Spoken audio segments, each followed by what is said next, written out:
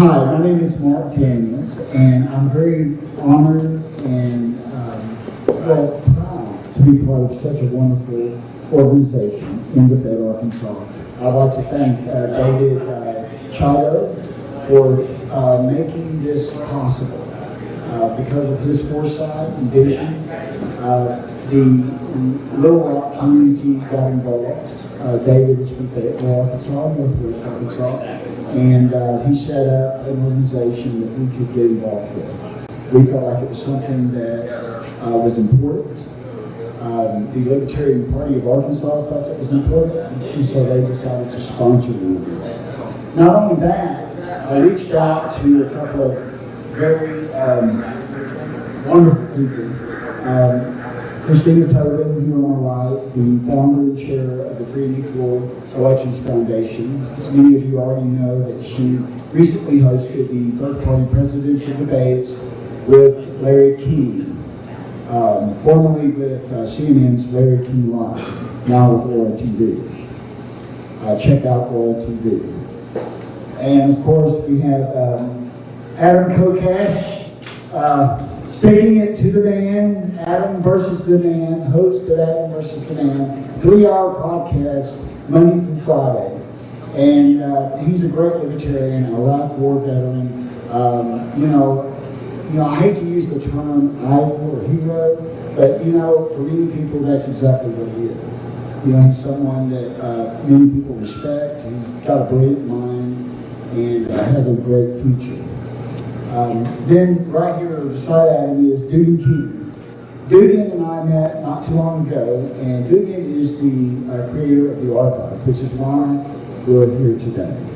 We're here to provide a solution for Arkansas. It's great to get out and bring attention to the crimes committed by the international bankers through the Federal Reserve banking system.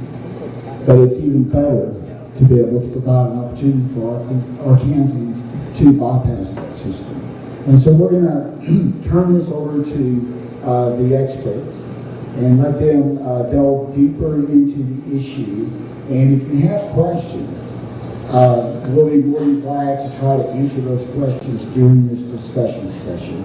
We're going to limit it to about an hour, no longer, because we have a wonderful act to follow, and that is Aaron Green's The Revolutionary Rapper. And so we're looking forward to his performance. We have the privilege of listening to Steve Bates, an acoustic rock, folk guitarist, songwriter, entertainer. Love his music. We went out to Post Club last night, enjoyed listening to it last night, and his accompaniment. I'm going to get off the microphone now, and I'm going to hand the mic off to Ms. Tobin. It's your show, baby. Well, thank you. I feel honored to be here with such a diverse group of people. Adam, Dugan, and Chido, right? Got that right. So he's like, better get that name right. He even wrote it out for me in a card, UYPI. So I'm all set. But no, it's really, really great to be here in Little Rock, and I plan on traveling throughout the United States to spread the message and ending the Federal Reserve and promoting and all for alternative currency. And I think it's really great to be here today to unite people and to inspire and to wake people up, that is, to this movement of alternative currency and all the things we spoke about earlier today, to reforming the electoral system, to thank you for all of your work with ending the Fed. I mean, that's the heart of the problem that we have to break through in order to have that peaceful, just great, healthy world that I feel will be coming around the corner. And Adam, I mean, 3 hours a day, every day, that's pretty intense. So, I mean, just day in, day out, whether you're feeling under the weather or not, you're always there for the people. They're counting on you, and they always can.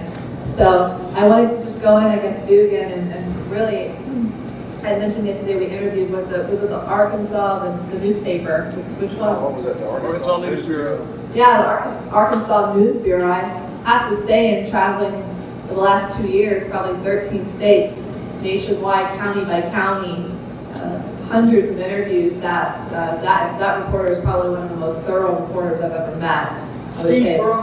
Yeah, Steve Bromer. I mean, I've never sat with a reporter, maybe 3 or 5 times that actually sat and listened and back and forth. And I had the honor of hearing him interview you and Mr. Shido, sorry, and look to learn from these gentlemen, because my role as a leader is to create more leaders, not followers. And in doing that, we listen educationally, and every chance you get to sit here and listen to people, it just makes you more knowledgeable, more aware, more awake. And I mean, when I sat at the presidential debate next to Larry King, I think 60–70% of what the candidates had to say, a lot of it was so new to me, especially the second debate. I mean, the 2 candidates, Jill Stein and Gary Johnson, to these topics, and ending the Federal Reserve was one of the questions, and truthfully, it was really my favorite question, one of my favorite questions amongst both debates. And I'd just love to hear more opportunity to hear more about the ARC dollar and really why you're so passionate about it and where that derived from, and can you tell us a bit more about it? Happy to do that. Well, I got started in it in 1980 when I became an investment banker right out of college, and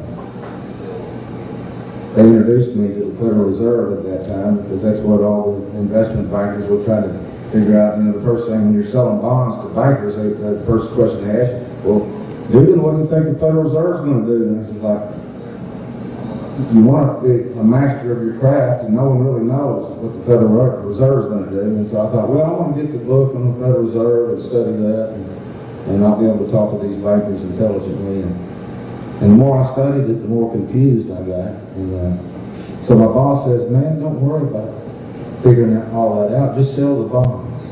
Just make up a story, sell the bonds. They're just bankers. They're going to buy the bonds one way or the other. And so what I realized later, I was helping to put the local, state, and federal governments in debt to bankers, because the bonds are basically a pledge by government to pay the bankers for creating money out of thin air. And I thought, well, that's completely crooked. Why are we borrowing our own money, fiat money, from bankers, when we can just print our own and spend, instead of printing up bonds and giving the bonds to bankers and owing them principal and interest on our money? Let's just print up our money and spend it into circulation. And this is, and years later, as I was doing research, I learned that that's exactly what Benjamin Franklin did with the Pennsylvania Script during the colonial period. And with the Pennsylvania Script, he not only did it for Pennsylvania, but he created the script for other colonies. And he took an old idea and he made it better. And of course, he was a great thinker, great inventor. And so suddenly, the American colonies became the richest region of the world at that time, because a script system puts people to work. There's no one unemployed under a script system. If somebody pops up and says, I need a job, you create the script to put people to work. When people go to work, what do? They create wealth. And the wealth is what redeems the script. So the people that work, they get paid with the script, they go to the marketplace. You don't have to redeem money just in gold and silver. You would actually redeem it in the marketplace. So if you've got a marketplace filled with the abundance of local production, then that's what redeems the script. That's what completes the whole economic cycle. You brought the producers and consumers together. You haven't created any debt for the government. As a matter of fact, if you really analyze this, our entire $16 trillion debt is completely fraudulent. And so if we could amend our Constitution and do a Pennsylvania script system, we could have a tax-free society. Because when local governments, states can create their own money, why tax anyone? Why borrow something that you can create? And if you create it to put people to work and to create wealth and to give them the full fruit of their labor, you have a tax-free society. There's no reason to tax. And but we have to amend the Constitution to do that. So our preliminary plan then is to just create alternative currencies like the ArBuck. Now the ArBuck is something that the inspiration for that comes from studying the Berkshires and the other alternative currencies. In Berkshire County, Massachusetts, they issue a paper currency called Berkshires, and they've been doing it since 2006, and they've got about 3 million in circulation. And what this does is brings the mom and pop businesses together with the consumers. And when you know, if everybody in this room wants to look at all the labels on their clothing, on your shoes, on your glasses, on your hat, and try to find something made in America, that speaks a lot. That's what the problem is. We've got to buy local. We have to produce local. We've got to keep the money at home. We've got to keep the jobs at home. That's how you create a self-sustaining economy. And in order to do that, you have to have your own local currency that's immune to the booms and busts, as the Federal Reserve notes, that ebb and flow. And they're up there. It's a private group of bankers. They've got a money monopoly, and that's just completely un-American. It's completely unconstitutional. And how, you know, we're born into it. It's been that way for the past 99 years in America, and for the past 300 years in England and the rest of the world, because not only do we have the Federal Reserve central bank here in America, but there's over 200 of them in almost every country in the world, and it's a 300-year-old kind of a shell game. You don't want a private corporation having a monopoly on the American public credit, and that's what we have. That's what we got to put an end to. And the way to do that is simply get these mom and pop coalitions together, and we don't have to wait on Congress. We just get out, we go out, we meet with the mom and pop businesses, we sell them on the idea of a local currency. Let's create our own medium of exchange. Let's insulate ourselves from the ebbs and flows of these Federal Reserve notes. Stop the booms and busts. Let's put everybody to work, because there's lots of work to be done. All we have to do is create our own currency. If we sit back, you know, if you ever notice, when everybody's unemployed and when there's a recession, that's when the bankers aren't lending money. And when the bankers don't lend money and this old money is paid off and goes out of circulation, you have these money shortages that can create a recession. The opposite thing they'll do, they'll start just lending to everybody, and that's how they'll create a bubble. They decided, okay, back in the dot-coms and when that was in the early 90s, they said, let's just lend everybody's got a dot-com the money. And they created a bubble. And then by cutting off the loans, that's how you pop the bubble. And they created a bubble with our housing. And that's what went down in 2008. It wasn't Fannie Mae. It wasn't really the government. It wasn't George Bush. It was Timothy Geithner, because he had his hand on the lending lever up there at the Federal Reserve Bank of New York. And he created that crisis by the way he moved that lever back and forth. And so instead of going to prison, he gets promoted to U.S. Treasury Secretary. So that's the problem. The Federal Reserve, if you can create money out of thin air, you can create corporations out of thin air. You can monopolize the media. You can monopolize the auto industry. And the little guys at home working, bent over, their burden. We don't have time to figure out what they're doing behind the curtain. So what we're doing today, the End the Fed movement, we're trying to expose the man behind the curtain. We're trying to unite people. We've got to get Democrats and Republicans to realize, hey, you've been split by design into two warring camps, and you're blaming each other. And that's exactly what the man behind the curtain wants. And if we all get wise, if we realize, hey, the only way we can stop this, we've got to come together, we've got to unite. Basically what Dr. Paul was saying when he talks about restoring the Constitution, that means liberty. Bring our troops home, that's peace. And end the Fed, that's economic justice. So if we can establish liberty, peace, and justice and focus on that, we're going to find that all these other divisive issues, if we cut at the roots instead of the branches, we're going to accomplish something. And so with liberty, peace, and justice, which we don't have now, which no nation can endure without, we're going to go down. If we can reestablish liberty, peace, and justice, then you're going to find out that hundreds of other issues that divide us will be resolved. They'll disappear. Strike at the roots, and the leaves fall off the branches, and branches fall. And so that's what this is the new libertarian movement. These are new principles. We're starting from scratch. And the aim of our little committee here, we got about a 12-man committee to put this thing together. That's all. Jesus of Nazareth had 12 guys to help him start Christianity. So I think we got the start. We're going to try to make Little Rock, Arkansas the international headquarters for the new libertarian movement, you know, and we're going to get everybody united because that's how we stay.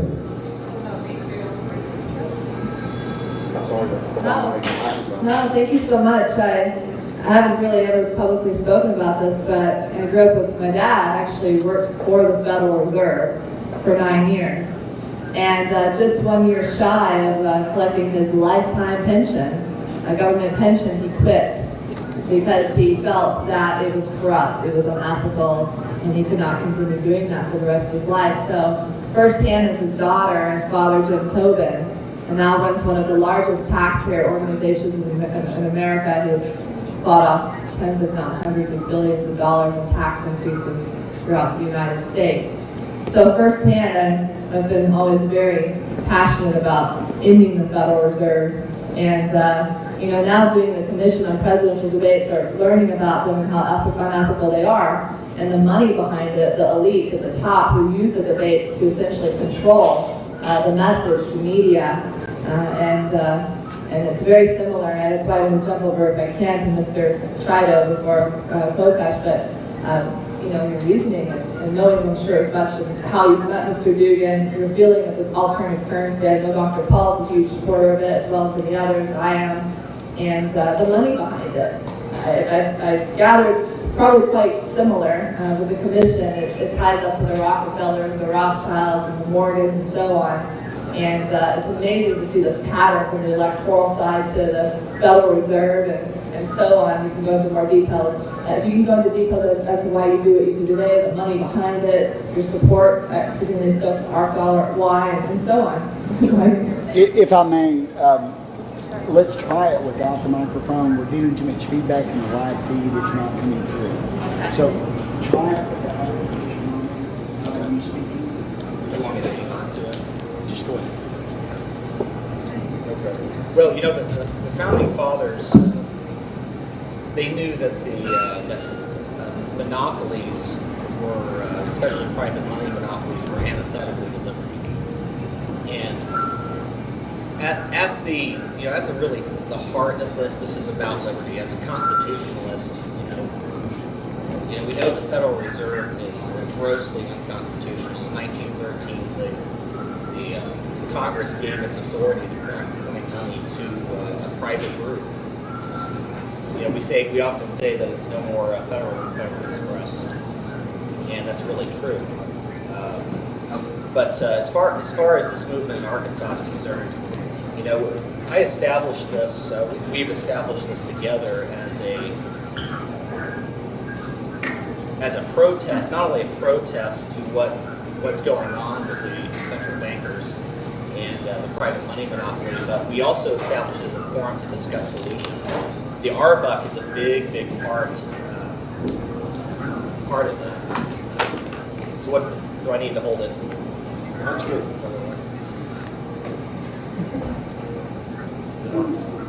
Testing. Can you hear me?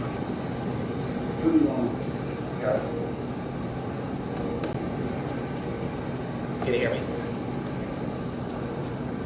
So, in addition to auditing the Fed and exposing the operations of the private money cartel, we want to promote a strong middle class and self-sufficient communities in Arkansas.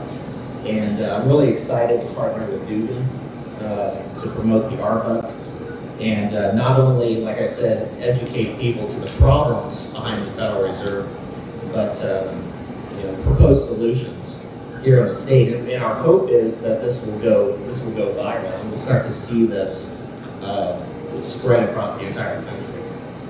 How did you first come about aware of this movement, and who did you meet, and what you're doing now with the head of in the Fed? Well, Ron Paul was very inspirational to me for getting this started. I'm an oath keeper. As I mentioned, I'm a constitutionalist. So for me, it's about the promotion of liberty. And, if we don't resolve this issue with the Federal Reserve, we can't have a free and prosperous society. And, gentlemen like Tobin King and Mark Daniels and many of the people that I've met throughout this process, I'm really excited about where we're going with this thing. I really see this as being a big movement in the state. Great, well, before we jump to Adam, I had a question for you, Duke, and I was doing a little research on the ARC dollar and the different currencies throughout the United States, and I heard about some great momentum in Idaho recently in the currency out there, and I was wondering if you could just go into more detail about that, if you're aware of it. Well, I'm not really familiar with that, but there's some currencies. Sure, or whichever ones you are. There's so many alternative currencies that are popping up now, and they're everywhere. They're in Greece, they're in Spain. You've got, up in, like I said, I mentioned Berkshires. I've seen Adam talking about mountain hours. You've got Ithaca hours, and that's been a very successful alternative currency. There's one called the Plenty, and there's probably about 1,000 alternative currencies all over the world now, and this is a new thing. It's a currency rush. And so the interesting thing about currencies, there's not just one way to do it. Each currency can have its own identity, its own design. It's almost like clothing. You can design currencies all kinds of different ways. You just got to come up with clever ways to do it. But you got to make sure that it's stable. And the key is to draw a boundary around the currency so that it doesn't ebb away. And so that's how you stabilize your economy. You don't want booms and busts, one after the other. You want to stabilize it.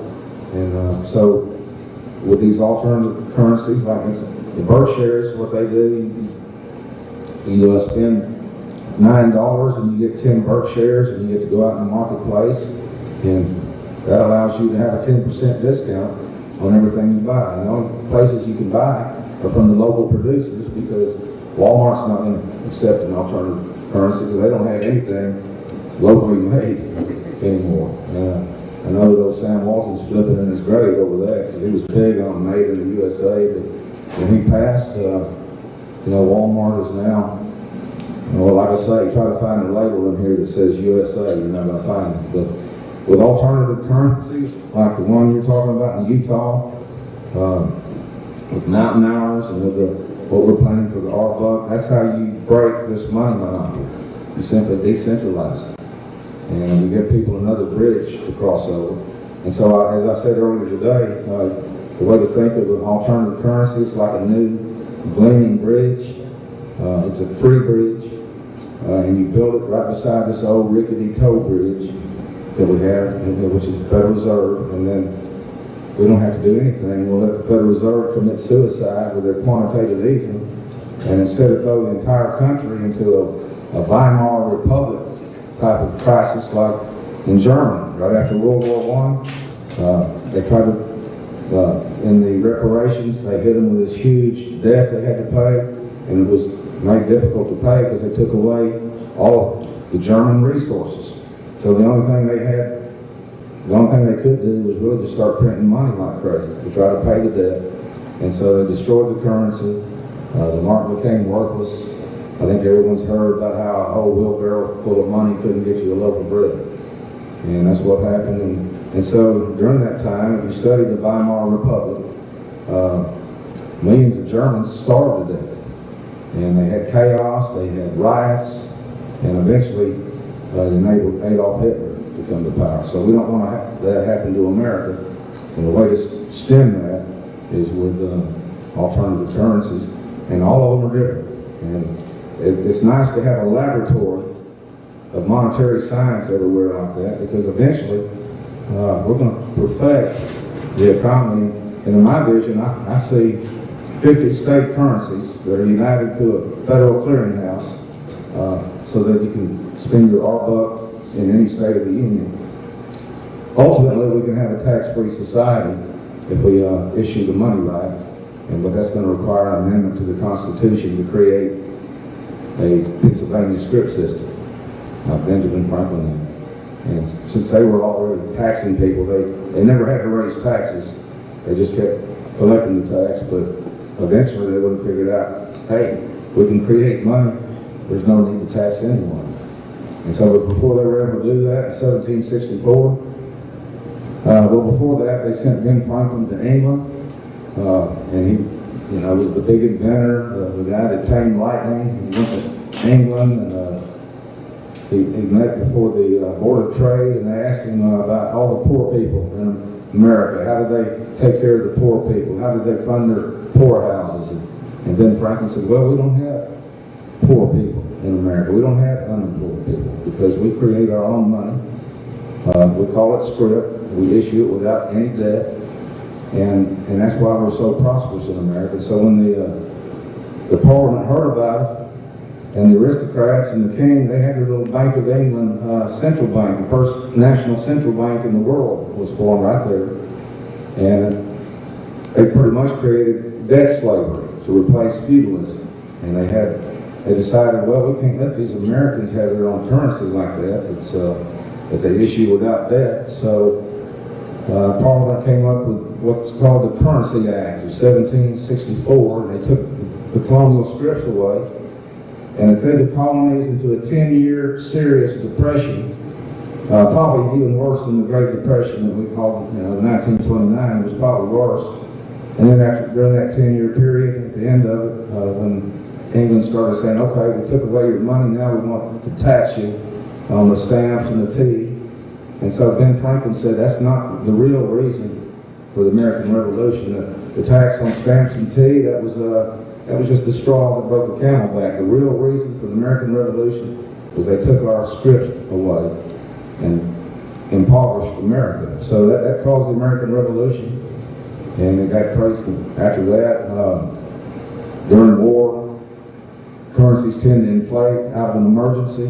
People were, during the American Revolution, they were just printing their script up and praying to God that they weren't going to die. They were doing anything, and so that it became worthless. And so when they met in the Constitution, there was all these arguments that, well, we don't want to go back to the script system. We see what happened. We don't want to go back to the continental dollars. We see what happened. So Alexander Hamilton creeps in and gets them to establish a central bank modeled after the Bank of England. And so it was started there. It was Thomas Jefferson that put an end to that. And then later on, they created the second Bank of the United States, and Andrew Jackson put an end to that. And then later on, during the Civil War, Abraham Lincoln created a national scrip system to finance the Civil War without any taxes, without any debt. He succeeded, he won the war, and as soon as he was assassinated, the first thing they did, they got rid of they quit issuing any more of his, what they call greenbacks. And then later on, they created the Federal Reserve System, and here the central bank was back. They've been there for 100 years. I remember when I was a little kid, we had a guy named John F. Kennedy that had pulled a clever trick. He did an executive order, 11-11-0, and he created another federal scrip system where the money was printed by the Treasury, it's spent in circulation, no debt, no taxes. It was even backed by silver. And 5 months after he did that, he was assassinated, and the very next order of business was to revoke his executive order. And so that was the last attempt to give us an honest money system.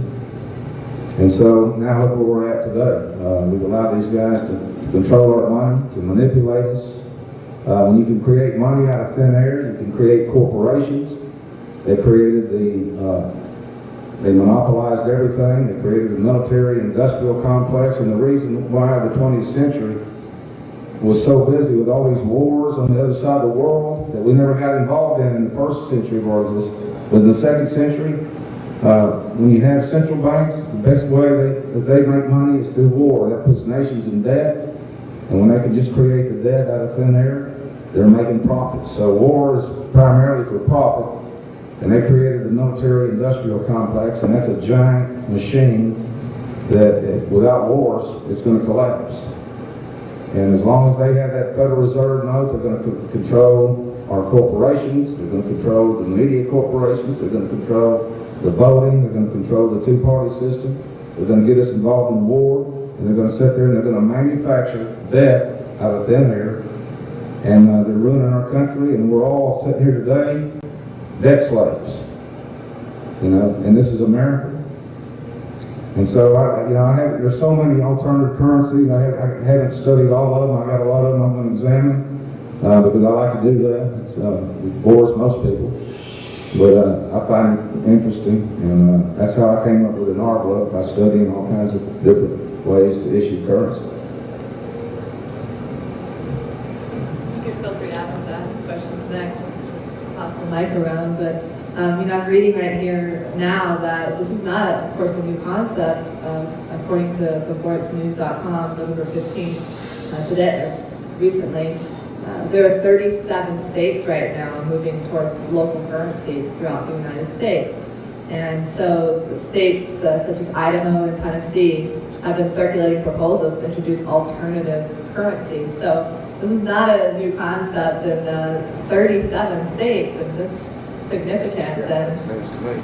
And the money, the war, I couldn't agree with you more. In the war, in the Fed.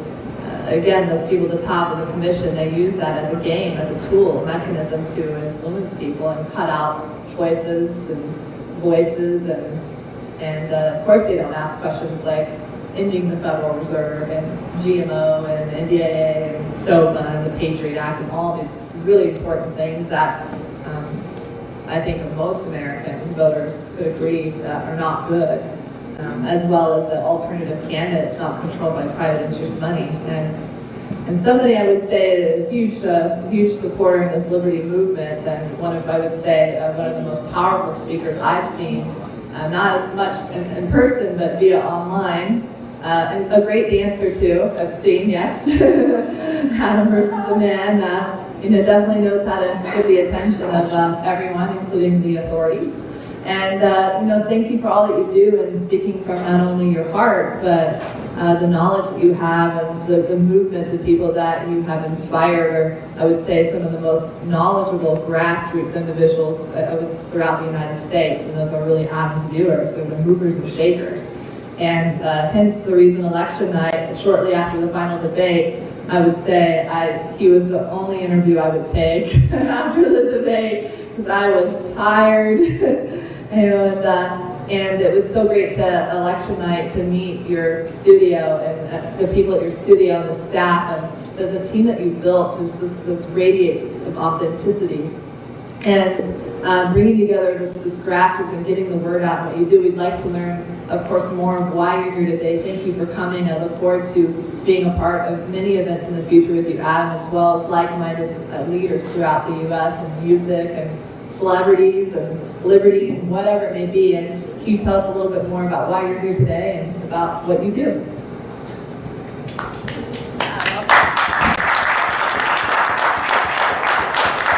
I didn't know I was going to have to introduce myself too, on top of all those wonderful introductions. Yes, well, I'm the host and executive producer of Adam versus the Man. I do a podcast 5 nights a week, 3 hours live, 9 p.m. to midnight. I take calls, totally independent, and a 20-minute newscast 4 nights a week, as well as a lot of other videos on YouTube. But I'm really excited to be taking advantage of any opportunity to raise awareness about alternative currency, because this is how you really end the Fed.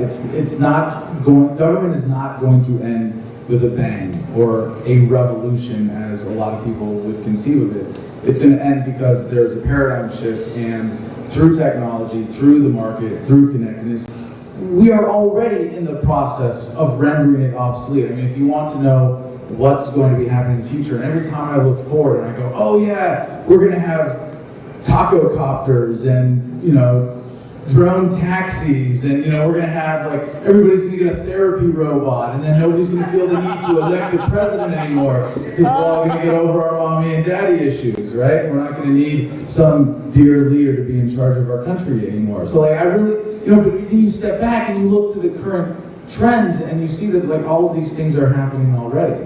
And you think about, what is it going to take to end the Fed? What is it going to take in terms of a growth of alternative currencies? You look at the rise of Bitcoin as what's happening online with an alternative currency. For those of you that don't know, Bitcoin is an incredible new technology, a cryptocurrency that can only appreciate in value because it's got a limited amount that can be created. by a very clever algorithm that was created in order to launch it, and it is already proving to be a very functional currency. And a lot of libertarians, when they first saw this, were like, whoa, whoa, whoa, whoa, wait a second. It's just ones and zeros. You can't possibly, that's like giving paper value. Not exactly. But there are similarly, and I don't want to take a whole lot of time getting into Bitcoin. For those that want to research it, please do. We've done some great interviews on our channel, and there's some great resources out there. Personally, I think the best thing that Bitcoin makes possible is that I can buy illegal substances on the internet anonymously in a way that is only possible with great liability through the drug war. Excuse me, the war on some drugs. I guess some people know what I'm referring to, the Silk Road.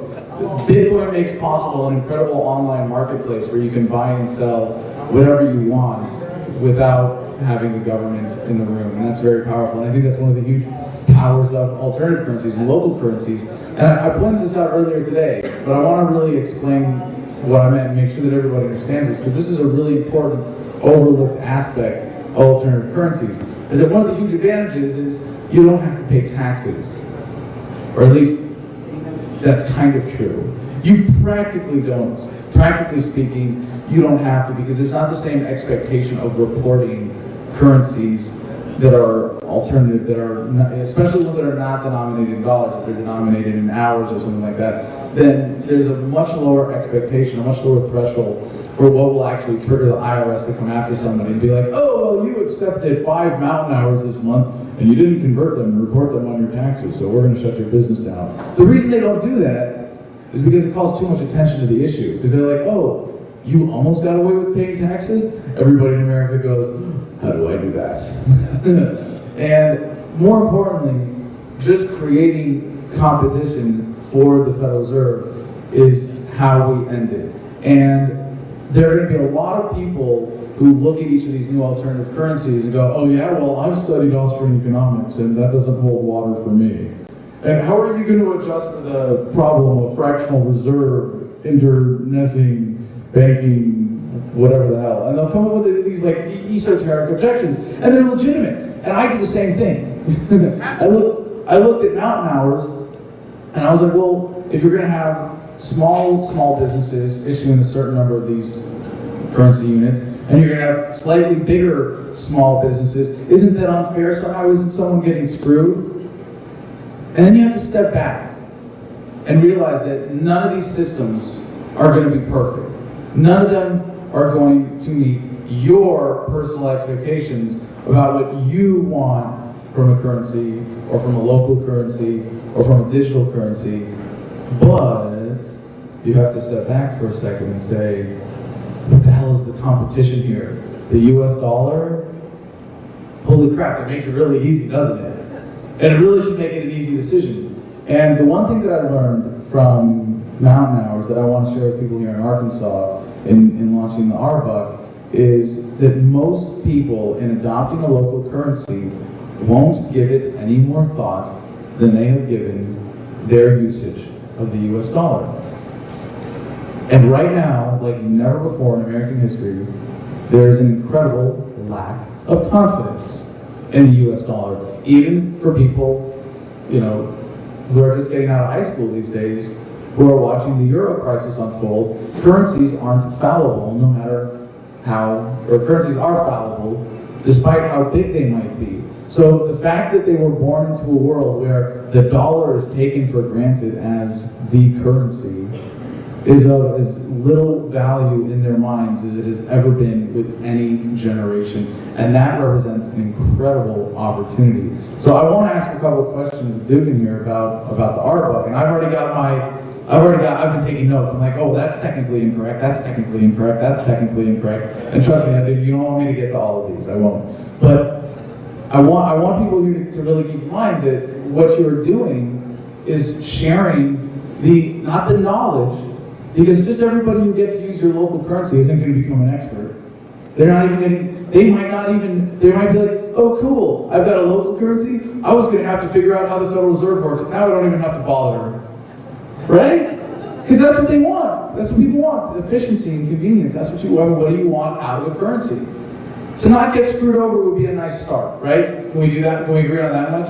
So in that sense, every local currency has that advantage, and you have that incredible selling point of, well, do you want a currency that's going to lose value because they print more in Washington, or do you want a currency that at least, and I don't know, depending on the mechanics of the ArBuck, and it depends on the mechanics of the specific currency, like Bitcoin, for example, I don't want to say can only ever increase in value, but relative to the dollar, as demand increases for Bitcoin, the limited supply of Bitcoin dictates that the trading value of that Bitcoin to the dollar will always increase. It'll always go up. So if you have that ability, what is it that you're selling to the local community? And like I was sorry to get long-winded on this, but the one point that I really want to make sure is shared here from the Mountain Hours experience is that they had people who are willing to sell the currency to the community. And they got out and they busted their butts. And you know what they did? They have these electronic skateboards. You stand on them, and you've got a handheld remote control that's tied to it, and it's like a motorized skateboard. You're like, why the hell is Adam talking about motorized skateboards? We're talking about alternative currencies, right? They go around with these things, and this is how they sign up businesses. They go throw little parties in their parking lots and hang out and be like, hey, we're here to have a good time with the community. And that's how they get people on board. And it's really not that hard. So I want to ask first, Tobin, what is it that is your pitch? Not to the people in this room who, like me, are way too nerdy to even like make a decision like this. We're already on board. We're already going to do as much engagement in alternative currencies as possible. But for the average person in Arkansas who is saying, why should I use your currency if, it's new, it's different, it's got a little risk to it. I've got the dollar, it seems like it's working just fine for me. What's your pitch to them? Well, a lot of the little businesses, they have a big problem trying to compete with corporations. Like if Walmart moves into a community, how many communities have been wiped out by Walmart? So one of the selling points is not only are you giving all your consumers a discount that will... Let me step back on that for a second, because this addresses something you raised earlier about imports versus local production. What if Walmart actually is a mechanism of efficiency that brings prices down and allows people to increase their quality of life? And I'm not saying that it doesn't come without the consequences of all the problems of corporatism, but how do you acknowledge that reality that the reason Walmart is successful is because it is actually providing something that people express a preference for in the market? Well, the people get that little immediate benefit of having, cheap products, but look what they're buying. Look what they're doing to their country when they buy all their products from out of the country. When you're wearing clothes made in China, glasses made in Vietnam. So one of the selling points is, let's keep the money home. Let's put people to work here, and we'll get more customers. Let's drive these big corporations out and get people wanting to improve their own economy, because just getting cheap goods at Walmart is not going to help much. Maybe a temporary little surface benefit, but let's look a little deeper. Do we want to have jobs? Do we want to keep the money here? Do we want inflation? Do we want recession? So there's more than just getting products at the best price. We've got to get people thinking, and we've got to sell this to the people that join and accept ArBucks that, hey, let's build your economy, because if this economy booms, you're out of business.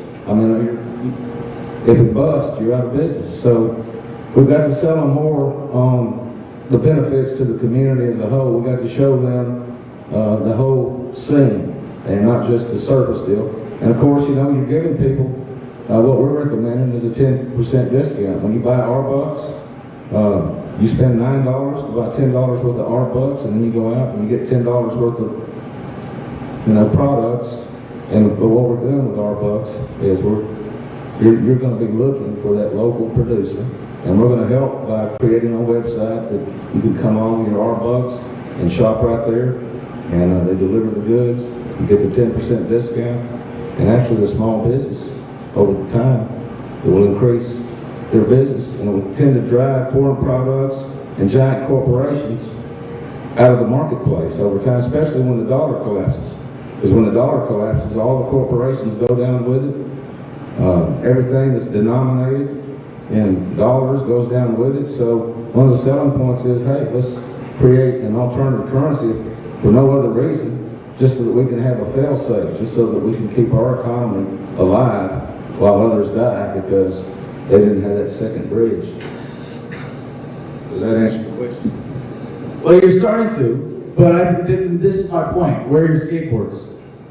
You got a 10% discount in there. That's pretty good. Well, right now what we've done is today is the first day that we just introduced this concept to the whole state, hopefully, and to get people thinking about it.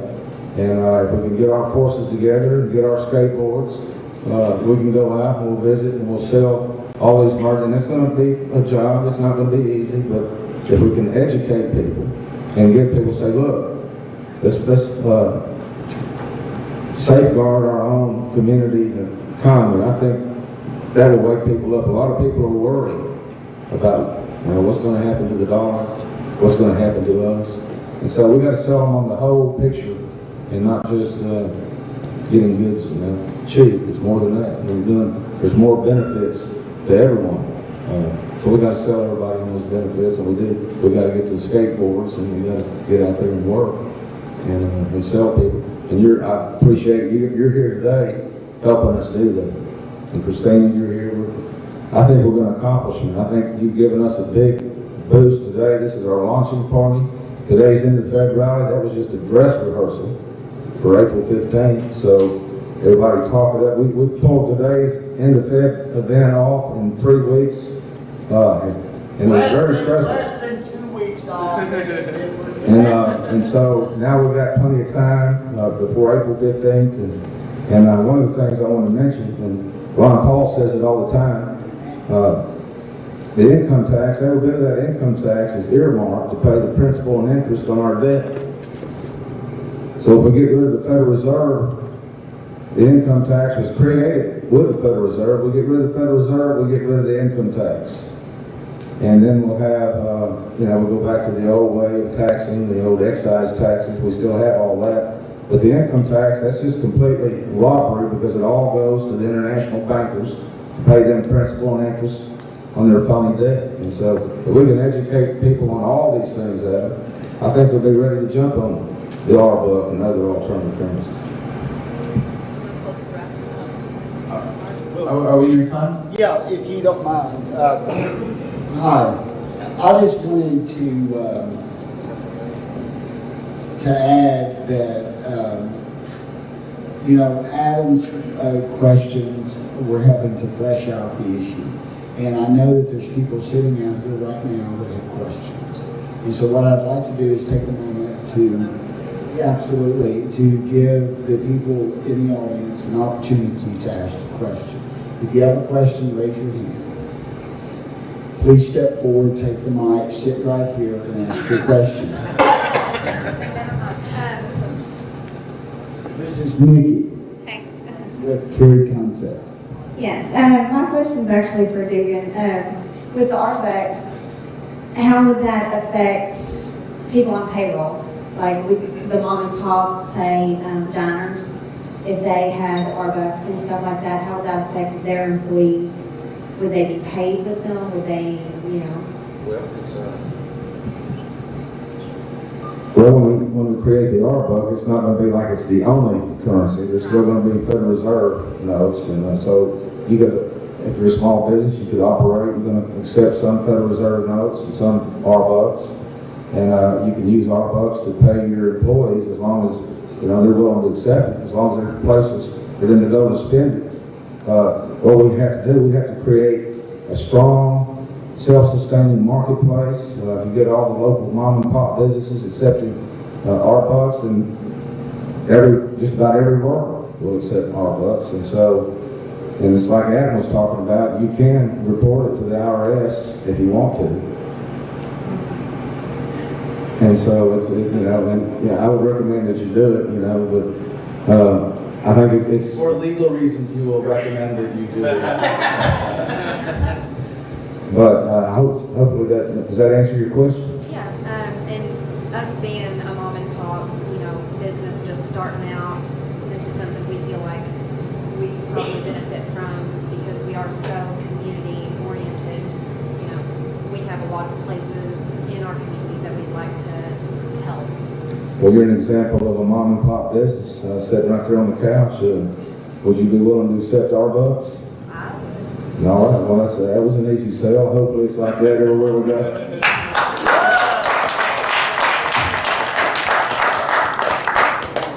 One more question in the back. Her. Please come forward. If you would, please come forward and take the mic. Great.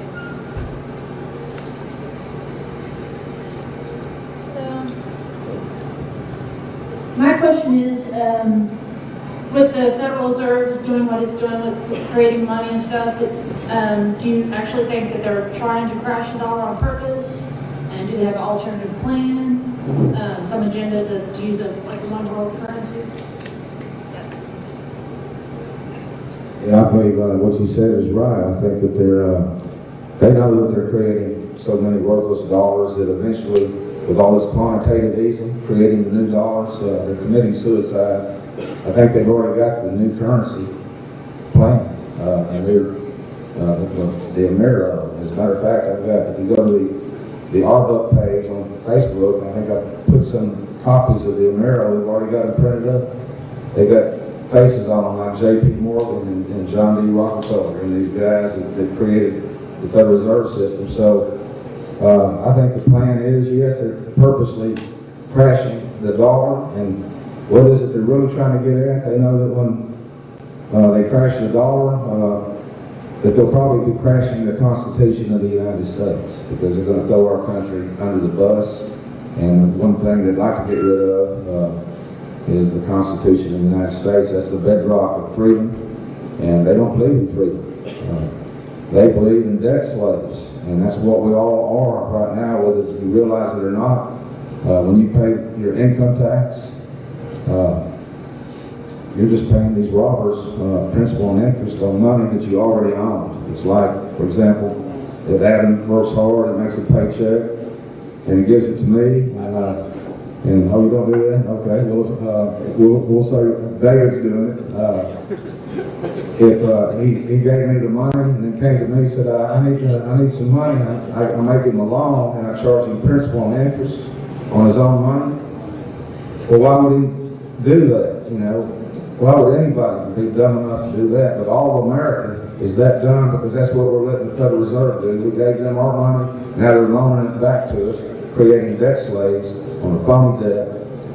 And so if we get rid of the Fed, we get rid of the phony debt, we get rid of the income tax, imagine what kind of impact that would be on America. And it can all be done simply through promoting alternative currencies everywhere and decentralizing their money monopoly. So hopefully that answers the question for you.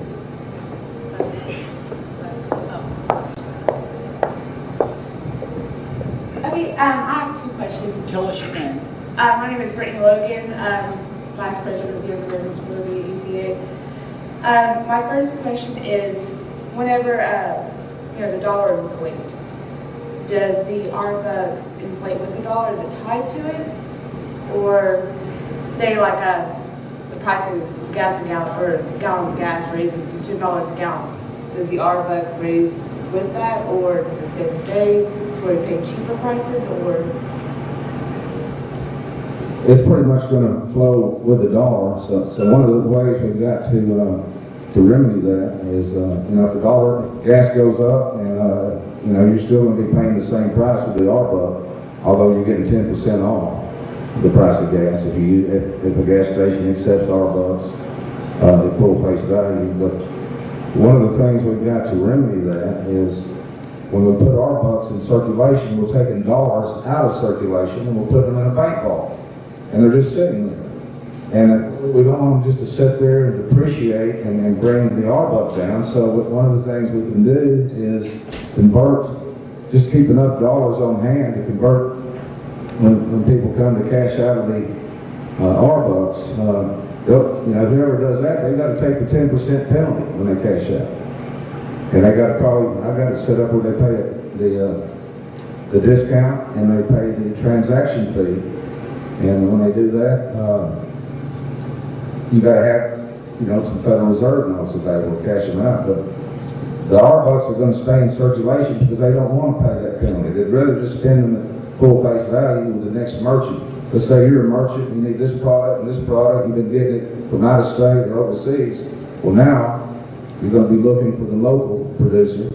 And if you don't have a local producer, then you're going to have entrepreneurs pop up.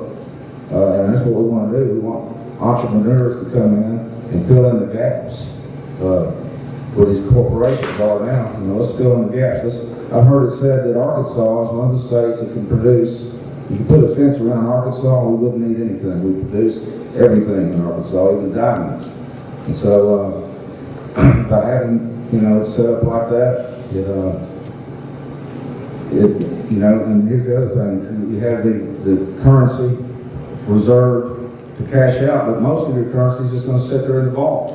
So you convert some of it to gold, silver coins, some of it into local mortgages. And what does that do for the ArBuck? That gives it a basket of things to back it up. It's a basket of Federal Reserve notes, of gold and silver coins, and of mortgages. And so now you're giving it rock solid backing. And so the ArBuck, if the dollar, let's say, depreciates rapidly or collapses, what does gold and silver do? It goes in the opposite direction. So if the dollar collapses, gold and silver are going to skyrocket in value, and we're going to have that in the vault.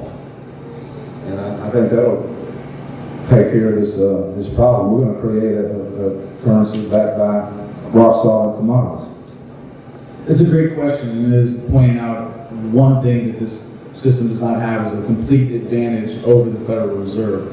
But this is a dilemma faced by mountain hours as well, and I kind of explained from their perspective how they've chosen to address this issue. And I think one of the things that is not appreciated by a lot of people, and I'm not accusing you of this, but when you first get introduced to the idea of local currencies, is to assume that they have to be set up a certain way and that they don't change, because the dollar, more or less, since 1913, the one major change it's gone through was being taken off the gold standard. And it's like, wow, okay, 100 years, one significant change in structure, really? That's except that they just keep printing more and ends up getting bigger denominations and all that. But in mountain hours, they actually say that it's denominated as an hour. It is pegged to, and it's not saying that, this is not trying to endorse the labor theory of value. No, all you don't try to impose that. But the basic value is 1 hour of unskilled labor. Right. And for the time being, it's pegged to the dollar at a ratio of 10 to 1, $10 to 1 hour. Right. And what they want to do is eventually be able to float it. And that's the cool thing that I think people go, wait, how can you just, and then you can just, yeah, you can. Like, you really can. You can just be like, okay, so now it's tied to the dollar at $10 an hour. Now, because the dollar's depreciating, now we're gonna arbitrarily say, all right, screw it. We're the currency control board for Breckenridge, for Summit County. We're just gonna say it's $9 instead of $10 an hour. Or eventually we're gonna float it. And you can't do that though until you get to the point where you have enough in circulation to justify trading it against the dollar, to have like an exchange, to have like, when it's in such a small scale, you don't have that. So it's easier to just sort of gloss over those potential things that would solve these problems with simple arbitrary solutions. Like, well, instead of calculating what a dollar has come to in terms of an hour of labor versus what can a dollar buy over the last 3 years since okay, no, screw that. It's now $9, or I guess it would be $11, not, you go the other way. Right. Yeah, right, sorry, so now an hour is $11. But the demand there, the pressure is based on the usage of that currency. So if it blows up and everybody in Breckenridge was using this as a complete substitute for the dollar, and considering you can buy marijuana at dispensaries already in Colorado before Amendment 64 has even taken effect, it's not unlikely that they'll get somewhere near that soon. But as it grows, you have the potential to take those on with better precision and better accuracy. So to simply launch one and say, well, for the time being, it's going to be paid to the dollar, and eventually we can float it, or eventually we can adjust it. That's something that is very easy, actually, like surprisingly easy when you have a small-scale local currency. That all sounds great. My only question with that would be, who arbitrarily decides that it's $9 an hour, it's $11 an hour now? Is it just the market equilibrating, or is it like some central figure? But in the case of Mountain Hours, it's what they're working towards establishing. I'm not sure where they are yet. Is a currency control board that's based on all of the issuers, all the member businesses. So you're able to do that, but fundamentally, it's subjected to market pressures. And if the market has a demand and the currency doesn't meet that demand, then it goes to a different currency. All right, and my second and last question, I promise, is that like right now, like the Federal Reserve notes, like initially it started off as, you put your gold in the bank and then you get this promissory note that you can retrieve that gold in a minute. And then, they started issuing more notes and they have gold in the bank. With ArBucks, are you able to retrieve that gold or silver or whatever other commodity you choose with the ArBuck, or are you stuck with the ArBuck? Well, it would really depend on, you talk about a currency control board, ours will be set up the same way. It'll be a kind of a democracy. All the members of the ArBuck Association will be the mom and pop businesses that accept ArBucks. And so when they're the ones that we're set up as we're going to set up as a nonprofit, and all these members will decide if they want the discount to be 10%, if they want the transaction fee to be 1% or 2%, they can decide that. And they can also decide how much, if they want to have a certain percentage of the reserves in gold and silver coins or mortgages, or maybe just have all Federal Reserve notes, or if they want to pay out gold. If someone comes to cash in, if we've got the Federal Reserve notes, it's best to get rid of those. And if those become valueless, then we'll have plenty of gold, to cash out. So if the dollar goes valueless, the ArBuck won't, because it'll probably have more gold back in it than we have notes in circulation if the dollar crashes. So, but it will all be democratically controlled by mom and pop. And like I said earlier, who better to trust? That's all I have. All right, thank you. We have time for 2 more questions, and we've already got 2 people lined up for those questions. One thing that I had someone asked me, and you just answered it, was, would this be a for-profit or non-profit organization? And I think it's very important to point out the fact that it's a non-profit. This isn't about making money. This is about changing the dynamics of our economy here in Arkansas. And I think that's important for everyone to know. Next question.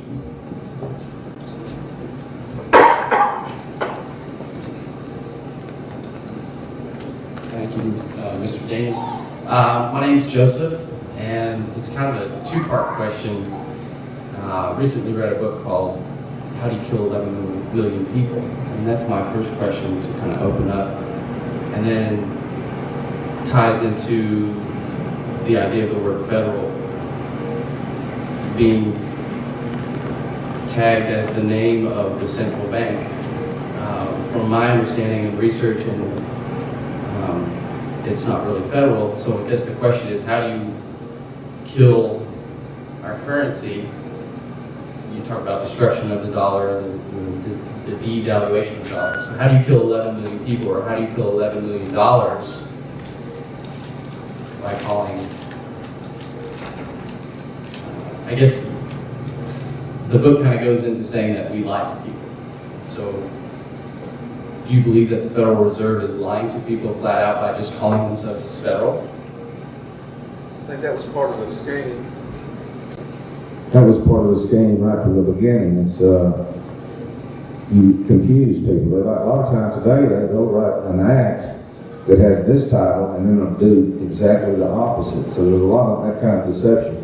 When they created the Federal Reserve System, they didn't want to call it a central bank because America had already overthrown 2 or 3 central banks, beginning with the Bank of North America, the Bank of the United States, and the Second Bank of the United States. They didn't like those central banks. They got rid of them. So when Rothschild sent Warburg over to America, they sent him over with a plan, and he met with Morgans and the Rockefellers and Jekyll Island and presented the plan, and they decided they better not call it a central bank, they better give it a name, and so they called it federal to make people think that it was the government, and they called it a reserve because at the beginning, they did have gold in reserve, you know, to back up their notes. But they got rid of that gold standard because they just couldn't produce enough gold. You can't mine gold or silver fast enough to keep up with the growth of the economy, to keep up with the growth of the population. So they called it the Federal Reserve, but today there's no longer a reserve, so now it's a complete lie. It's not federal, and it's not a reserve.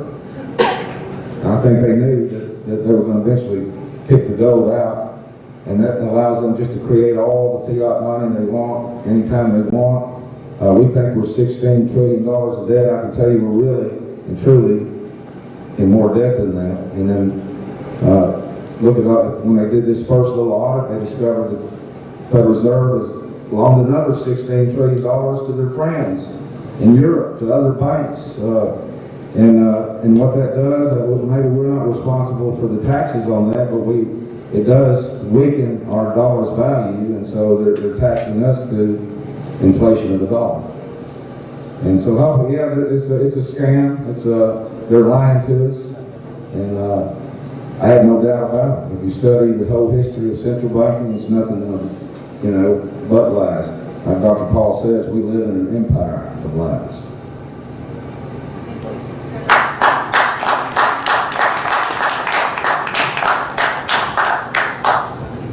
Well, I can tell you how to kill 11 million people. First, you convince them that you need a government, and I can tell you the rest, but it just gets ugly from there.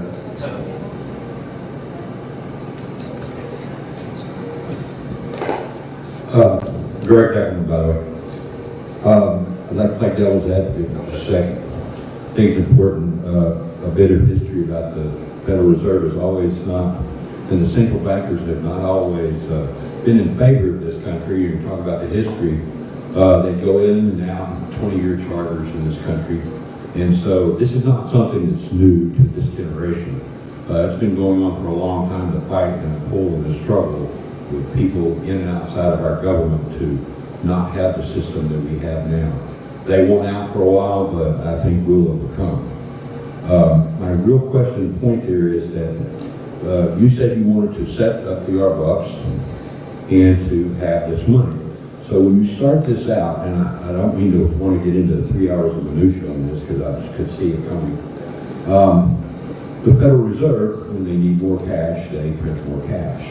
When you set up the ArBucks and it gets going and it's really good, what are the controls of printing the ArBucks, how much it's worth, et cetera? You touched on that a little bit, but what makes you different than the Federal Reserve if you decide you're going to print some more because you need it? Okay. Well, the big difference is that we're not just printing ArBucks and just spending them into circulation. We're trading them out for dollars and putting those dollars in reserve. So that's what gives the ArBuck part of its backing.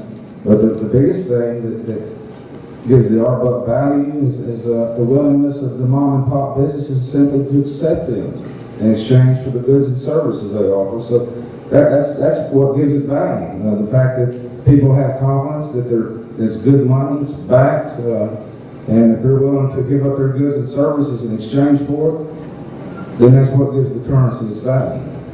But we're not just printing up ArBucks and spending them or loaning them. We'll get arrested because that's counterfeiting. This is simply an exchange currency. It's just like when you go to Mexico, you got to go take your dollars to the exchange bank, and they're going to charge you a discount rate, an exchange rate. And so it kind of operates like Arkansas would have its own national currency, so to speak. And if you come in with the dollars, we'll swap your dollars out for ArBucks, but we're not just going to print them and spend them or loan them. It's going to start off backed by the dollar. And if we convert some of those dollars to gold and silver, it'll be backed by gold and silver. We convert some of those dollars to real estate mortgages, it'll be backed by real estate. And so that's some of the ways that it can be done. And there's probably 1,000 different ways to tweak a currency to make it better. And so that's why it's important that we create all these alternative currency laboratories everywhere, because eventually over time, I believe science is going to win out and we'll find the perfect way I think ultimately the goal is to create a tax-free society, and you do that through the way you issue money. And so I'm hoping that I answered your question, Greg. Well, Mark, you come on and join me as well. Yeah. I just wanted to say that because of Mark Daniels here, this event, and others, thank you so much. I just wanted to say thank you and clap for you right now, Mark.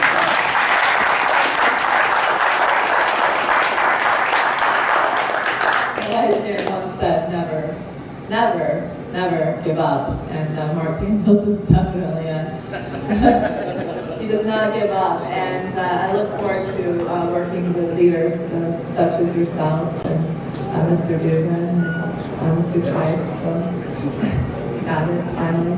And we'll be back here permanently. Great Equals here to stay. And working with amazing groups like InTheBedArkansas.com and all the great people out here in the crowd today. I can't wait till next year when we have another rally in Arkansas and throughout the U.S. To see familiar faces and then many, many, many more as well. So we'll know where the seeds today have planted, and it's destined to bloom. And it's a very exciting, wonderful happiness, I guess is what it is, to see that that's coming in the future. So thanks again, everyone, for your time. And Mark, if you want to say some final words, thank you. I want to thank everyone for being here, and I want to especially thank Dugan King. Dugan has been I'm not very good at speaking. I'll just say that this is a man that cares deeply. He cares deeply. Okay? And I think that says it all. I would also like to thank Mr. Chido, who has made this event possible through his vision and openness and willingness to work with others. He has great talent, as do each and every person that has participated in this event. I'd also like to give a special thanks to Adam. He's someone that I've followed for quite a while. I have a lot of respect for him. And I think that if every young person could emulate him in respect to having conviction and heart, we'd have a much better world. And